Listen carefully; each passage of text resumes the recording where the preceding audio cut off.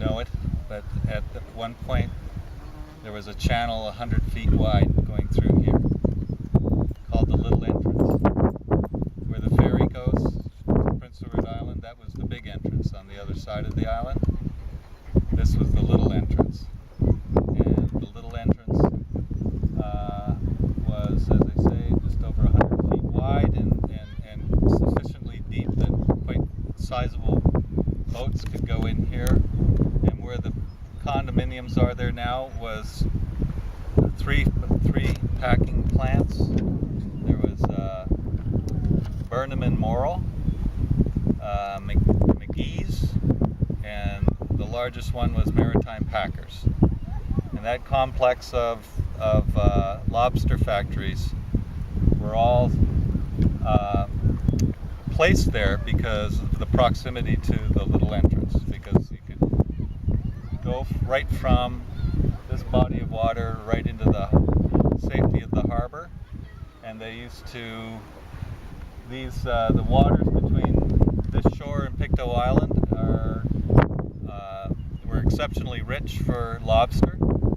Great fishing area here, and the fishing families on Pictou Island were famous in the area because they were serious fishermen, fishing families. But the boats used to come in here, and at a certain point of time there were hundreds of lobster fishermen would deliver their catch here. And over on the other side in the Caribou Bay, they would have floating docks like they have at Logan's. I don't know if you've been down in Logan's, but they have these floating docks, and underneath the docks they would store the lobsters. They would store 1 million pounds of lobsters there at one time. And Maritime Packers was also the first company to start shipping live lobsters down to Boston and New York.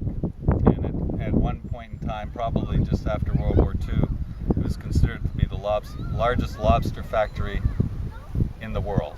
And they boarded 600 workers and had a fleet of almost 500 or 600 fishermen, supposedly at one time. And then there were various other.